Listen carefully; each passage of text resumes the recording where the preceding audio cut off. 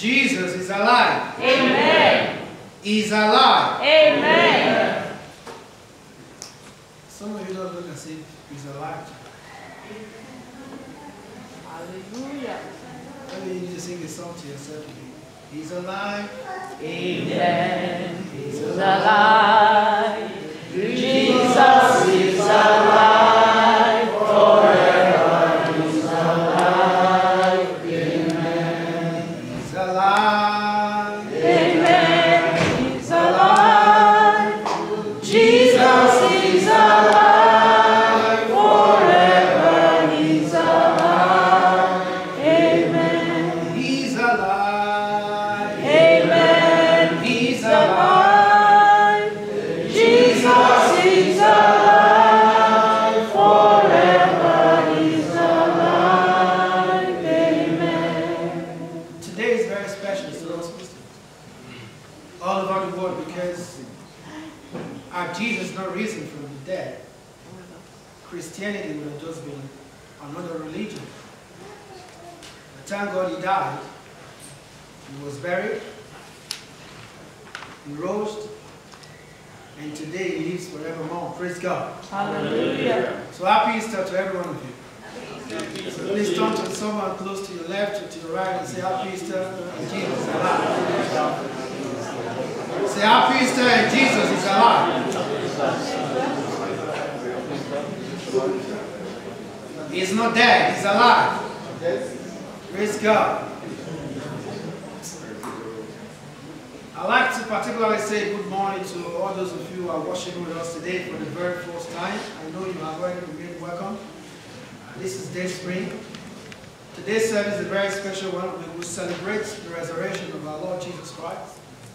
And shortly after that, in a matter of few minutes, we also have what we call today a love feast. A love feast is for us to more than share food together, but to reach out in the process of sharing food together, to reach out to millions, especially in Africa and other parts of the world, who, as we speak today, do not have something to eat. So we'll tell you a little bit more about the love feast shortly after the message. But I'm very confident that today's meeting will be a blessing to you and it will be a blessing to me in Jesus' name. Amen. Shall we pray?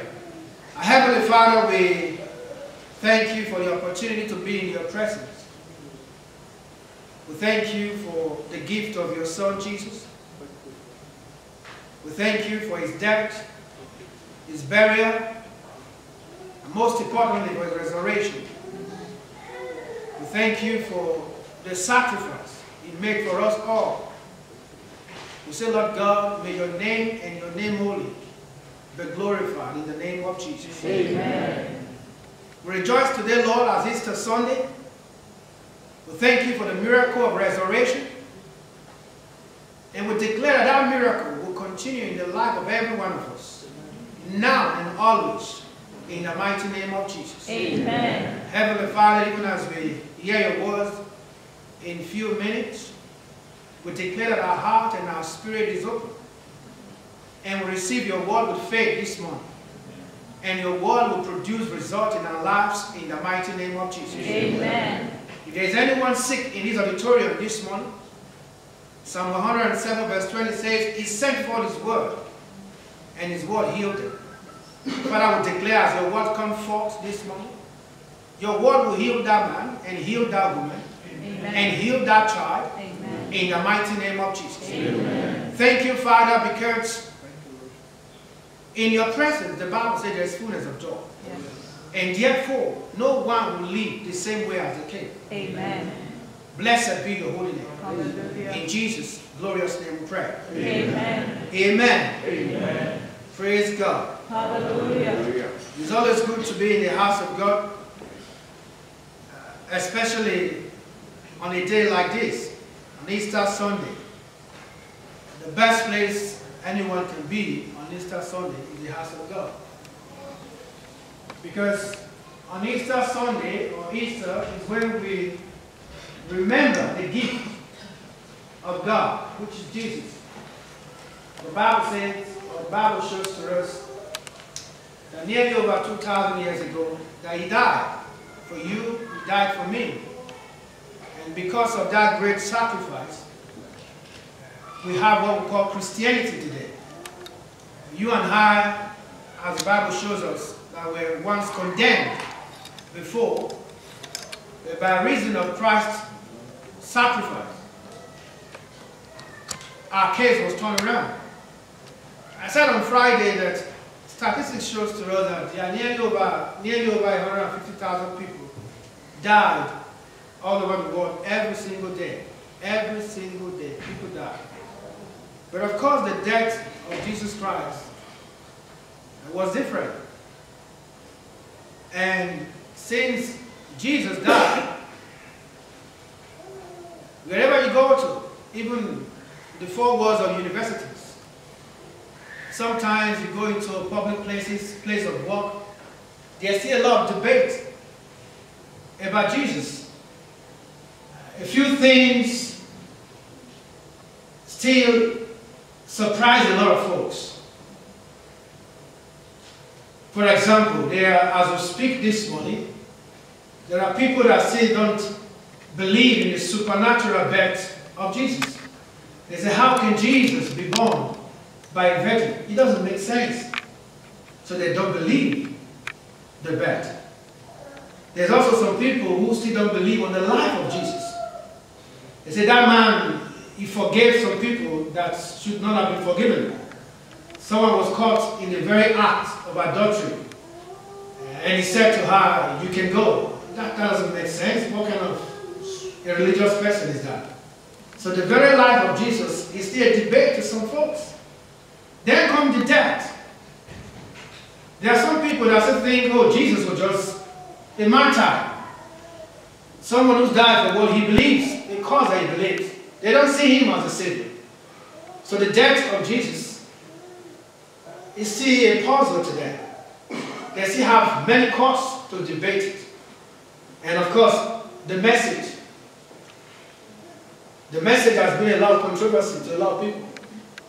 He talks about his kingdom coming, and yet he was not ready to fight war.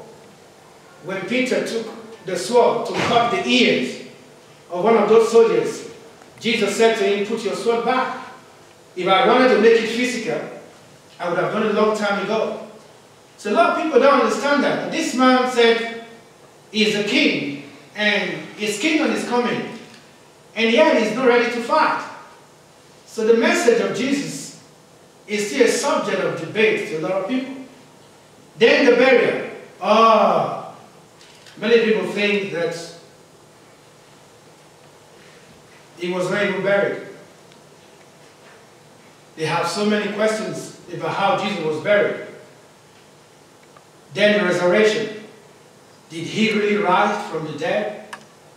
But some folks say, well, if he rose from the dead, Lazarus rose from the dead, so it doesn't make any difference. But of course there's a difference between the resurrection of Jesus Christ and the resurrection of Lazarus. Lazarus was actually raised from the dead, not resurrection. And the last controversy is the fact that Jesus actually also promised that he's coming back. And of course people will say to you, well, we'll be hearing that since 2,000 years or nearly, and he has not come. Just forget about it. The promise is never going to come. The brothers and sisters, whether or not you believe he is coming back or you don't believe, it doesn't change the fact that Jesus Christ is coming back very soon. So this morning I'd like to share with you briefly Jesus' death and resurrection, because that's what Easter is all about. Easter is about the gift of God that died on Good Friday, we call it, and to the glory of God, he was raised from the dead by the glory of the Father. And that's the reason why we have Christianity. That's the reason why you and I, we are sitting here today to praise God and to worship God. So Jesus' death and resurrection. I think it was on Thursday, I was speaking with a group of students on what we call MTC. It's an online forum, MTC. You are invited to join. And a young lady has a very important question. And her question was, why did Jesus have to die? Couldn't God have done something else? The Bible said that God is almighty. God is sovereign. You know, he can do anything. Why did Jesus have to die? It's a very important question. It's a very good question. And to understand that question, you need to go back to the beginning, to Genesis. Remember, the Bible let us know in Genesis chapter 1, verse 26, that God created man. Genesis 1:26, God created man. And in Genesis chapter 2, from verse 15 to 18, God commanded man, when he placed him in the Garden of Eden, he said, of everything in this garden you can eat, but of the fruit of the knowledge of good and evil, please don't. I think we should read it. There's something I need to show you. Genesis chapter 2. He said, don't. Because when you do, something's going to happen. Genesis chapter 2.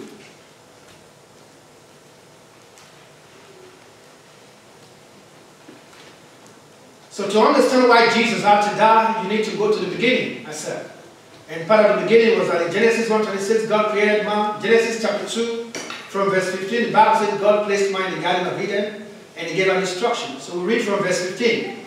Then the Lord God took man and put him in the Garden of Eden, and to tend and to keep it.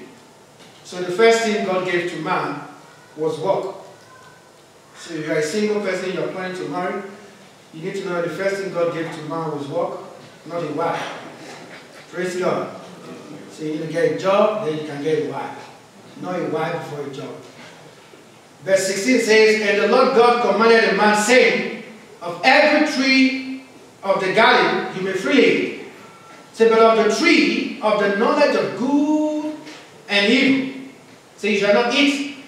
For in the day that you eat of it, you shall surely die.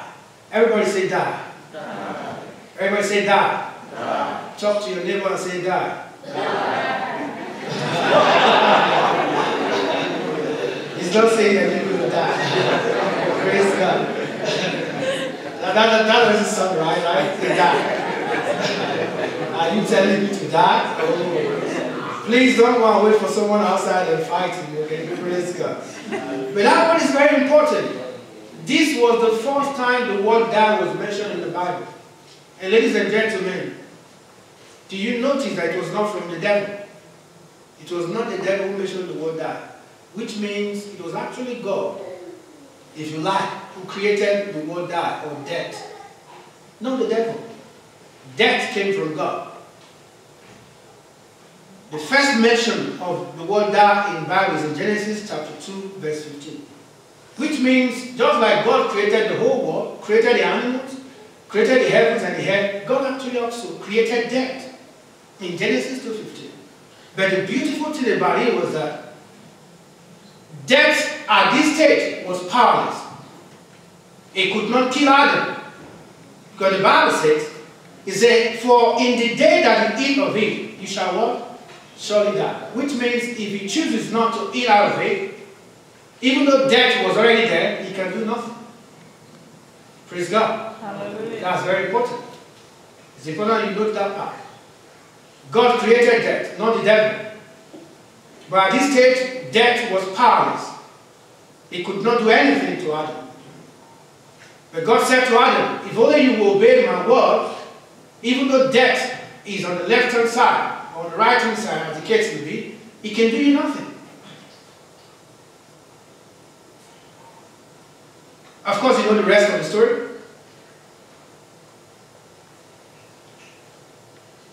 In Genesis chapter 3, verse 6, the Bible shows to us, Genesis 3, verse 6, that man disobeyed the known word of God, or the known will of God.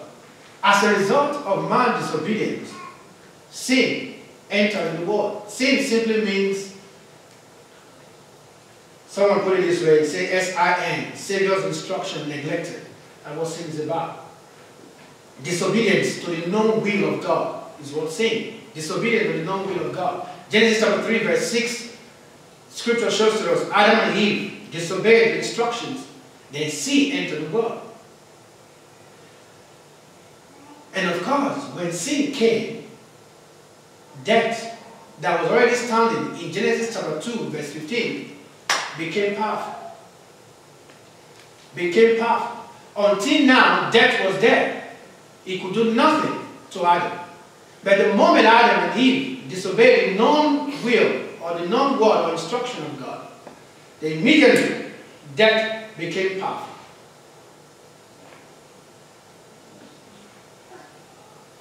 Praise God. Then if you look at Genesis also 3, verse 7, I read verse 7 to you. Verse 7 says, then the eyes of both them were opened, and they knew that they were naked. Why? Until now, you know the story very well, they did not know they were naked. But because they disobeyed the known will of God, they suddenly knew they were naked.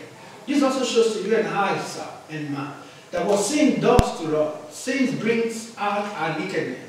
It brings shame to every child of God. Verse 7 says, they now realize that they were naked. And because they disobeyed the known will of God, which means they sinned against God, and what happens in verse 8 was that they were the presence of God. They started hiding from the presence of God. Verse 8 says, and they heard the Son of God. Genesis 3 verse 8. Adam and Eve heard the Son of the Lord, God walking in the garden in the cool of the day, and Adam and his wife hid themselves from the presence of God. So one thing disobedience or sin can also do to a child of God is to make you not to be comfortable in God's presence. That's the reason a lot of people don't like coming to church. Or they are not comfortable coming to church. Sin makes you to be uneasy in the presence of God. That will happen today. Then of course, if you read further in verse 23, to try and summarize it in verse 23, the Bible says, because Adam and Eve disobeyed God, they were driven out of the presence of God. Genesis chapter 3, verse 23. Genesis chapter 3, verse 23. Therefore, the Lord God sent him out of the Garden of Eden. Garden of Eden there means the presence of God. So, why did Jesus have to die? Very simple. Because man disobeyed the known will of God, which means man sinned against God, death came upon man. Although the Bible says that for the wages of sin is what? Is death. In Romans, the book of Romans, Romans chapter 6 verse 23, the wages of sin, which means the penalty for sin was death. So when man disobeyed God, the Bible shows to us, that's another thing you need to know. At Genesis, when Adam and Eve disobeyed God, they died spiritually.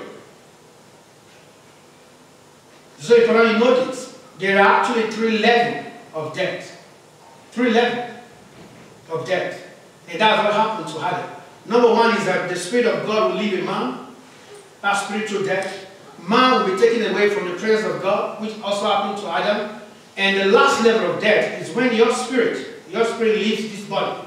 That's what we call physical death. When Adam disobeyed God and was driven away from the Garden of Eden, the Bible shows to us that Adam still lived 930 years. Even though he was already separated from God, even though he had died spiritually, he lived 930 years before he finally died. Which means, sir, it's possible for a man or a woman to be walking with nice suit, nice shoes, nice skirt, nice blouse, and that person is dead. Praise God. Because God said, on the day that you eat the fruit, you shall surely what? You shall surely what? So Adam actually died spiritually the day he took the fruit. But it took him 930 days, 930 years, sorry, to not die physically. Praise God. So when that happened, like you know, as a result of Adam's disobedience, like you can see, I'll read to you now another scripture, Romans chapter 5. Romans chapter 5, Why did Jesus have to die? That's what we're trying to establish now. Why did Jesus have to die? Why do we have history? Because of Adam's disobedience to God's known instructions, Romans chapter 5 verse 12, the Bible says, therefore, just as through one man, that's Adam, sin entered into the world, and death by sin, and so death passed upon all men. Say for that, all have sinned. So because of Adam and Eve's disobedience, because of their sin, death came. And that death passed to all men. And Romans 6:23 says, the wages of sin is death. So from the beginning, when that happened, God being the God that He is, He started a process immediately. It's not His will, it's not His desire that anyone should die. He wanted to save man, humanity, to Himself. He wanted to buy man back, if you like. He wanted man to have the same relationship that man used to have with Him until man fell. But the challenge was, God could not have helped. Why? Because the Bible says in John chapter 4 that God is a spirit. A spirit cannot die. That's number one thing you also need to know. Spirit cannot die. God could not help. And God has already spoken His word in Leviticus. And that same word was re-echoed in Hebrews. In Hebrews chapter 9, I think verse 22, Hebrews chapter 9 verse 22, where the Bible says, without the shedding of blood, there is no remission of sin. God has already spoken that word. So which means if God was to save man, He needs to do something about death. If He can do something about death, He can do something about sin. Remember, it was sin that caused death. If you get a picture, it was through Adam's disobedience. Adam disobeyed God, then death came into power, if you like. Death was already there in Genesis chapter 2, verse 15, but it had no power. When Adam and Eve disobeyed God, sin, death came, became active. So if God is to reverse it,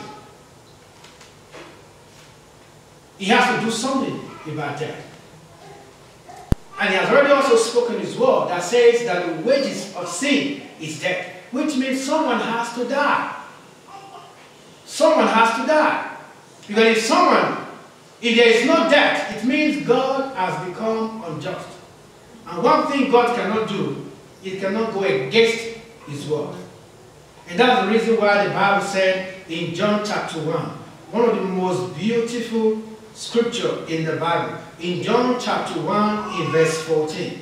John chapter 1 verse 14, the Bible says, and the Word. Who is the Word? Who is the Word? The Bible says, and the Word became what?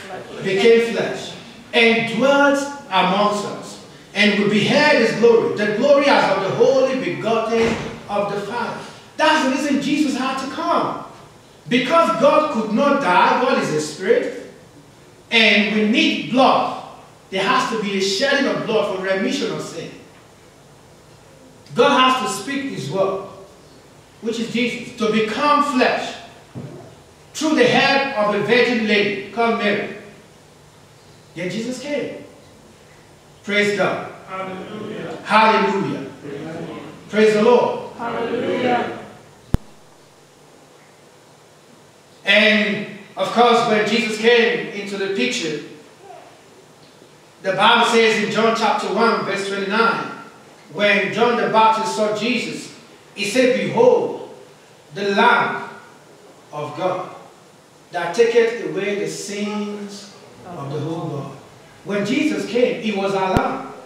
Those of you that have looked at the Old Testament before, you know before now, for when people had issues with sin, they took lambs and go and make sacrifice to appeal for their sins. But Jesus came and made that sacrifice once and for all.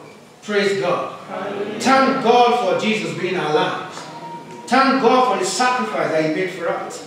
And that leads me to point number 2, the solutions of sin and death. So when Jesus became,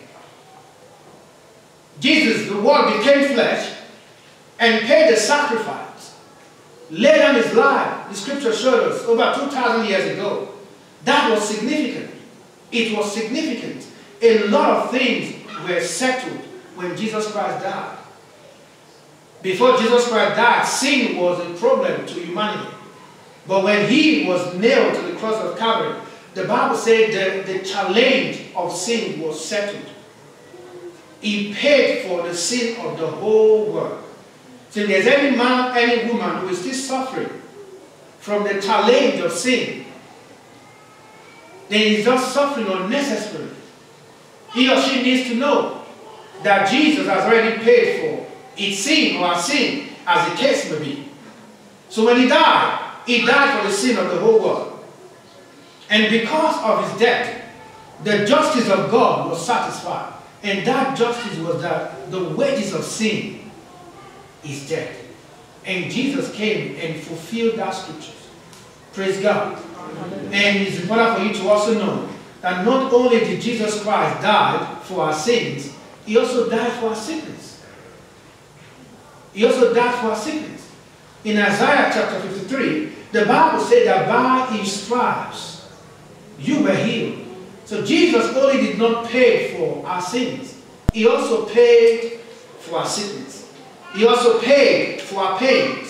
So if there's anyone that is still suffering pain or sickness, all you need to do is look to the cross and say, Father, I thank you. Jesus has already paid for this. I should not be suffering this. I should not be going through any pain. Praise God. And most importantly, not only did Jesus do something about our sins and do something about sickness and do something about our pains and our sorrows, he also did something about our needs. In 2 Corinthians chapter 8 verse 9, 2 Corinthians chapter 8 verse 9, the Bible says that though he was rich, that he became poor, that we through his poverty might become rich. So as a child of God, it's actually not scriptural for you not to be able to eat if you are born again. Because Jesus has already done something about that. Of course, Jesus does not encourage anybody to be lazy. If you are hardworking, you are doing everything and every other person is doing, and things appear to be so difficult, then you need to look at that scripture. 2 Corinthians chapter 8 verse 9, where the Bible says that Jesus Christ, though he was rich, he became poor, that you and I, through his poverty, might become rich. Praise God, someone. Hallelujah. Say, I'm rich. I'm rich. Say to someone close to you, I'm rich. I'm rich. Oh, some of you are scared to say it. Say, I'm rich. I'm rich. You need to know richness has nothing to do so much about the money, the size of the money in your account. Okay? It's not until you have millions of kronas or dollars or pounds in your account that makes you rich. The first richness you have is just that joy of God, which money cannot buy. That what the Bible calls contentment. You are content with yourself. Every other thing is just addition. And if you also have the life of God in you, every other thing is addition. So say it again, I'm rich. I'm rich. I am rich. I am rich. Praise God. And the last one is resurrection. As Jesus died and failed to rise from the dead, then like I said earlier on, Christianity would have been just like another dead religion. But thank God, the Bible said he was raised by the glory of the Father. Hallelujah. Someone say hallelujah. Hallelujah. Thank God for resurrection. So today, nearly over 2,000 years ago, on a day like this, Easter Sunday, Jesus rose from the dead. The Bible said death could not hold him captive. Nothing, principalities and demons could not hold him captive. He rose from the dead and said, well, it is finished. Which means everything that needs to be settled has been settled. Anything that needs to be paid for has been paid for. And the Bible shows us something very beautiful about the resurrection of Jesus Christ. And that you find in the book of Romans, Romans chapter 8. Romans chapter 8, I'll read to you verse 11 as I bring this section of the meeting to a close. Romans 8, verse 11. Romans chapter 8 is one scripture that if you have not memorized any scripture, memorize this one. If you have not known this scripture, know it. Let it be so much that this scripture is in your spirit. That when things are not going the way they should go, you say, hang on a minute. Hang on a minute. But if the spirit of him who raised Jesus from the dead dwells in you, he said, he who raised Christ from the dead will also give life to your mortal bodies through his spirit that dwells in you. Do you understand that? Hallelujah. Do you understand that? He said, if the spirit of God that raised Jesus from the dead, you need to know that it was the spirit of God that raised Christ from the dead. He said, if that spirit dwells in me, if it dwells in you, that spirit can strengthen it. It can vitalize your mental bodies. That spirit can make a whole lot of difference. So which means perhaps you are feeling sick. Which means perhaps your marriage is at the point of breaking down. You need to hold on to that scripture. And say, dear Heavenly Father, I thank you. If the spirit of him that raised Christ from the dead, that spirit is not dead. And remember, once you are born again and you receive the Holy Ghost, that spirit is in you. That's what the Bible teaches us. That spirit is in you. Praise God. Hallelujah. Hallelujah. Amen. So every time you need to remind yourself and say, Father, I thank you. If that spirit that raised Christ from the dead dwells in me, then pain cannot stay in my body. Then I cannot be a failure. Praise God. Hallelujah. I can't be a failure. I can't be a failure. Glory to his name. If the spirit of him that raised Christ from the dead, Jesus was raised by the Holy Ghost. And that's why when you are born again and you have not received the Holy Spirit, I wanted to say it's like being in love without a personal number, but that's not even good enough. Personal number is too low to convert it. So if you are here today and you've not received the Holy Spirit, please come and speak to me or Pastor Willie. You need to receive the Holy Spirit. It's so important. Without the Holy Spirit, you are like a car with 4 tires without head. You know, if you have a car, no matter how beautiful the car is, with 4 tires, and if you deflate the tires, the car can still move, but it can't move very well. True or false? True or false? That's how life is like without the Holy Spirit. You need to have the Holy Spirit. So important.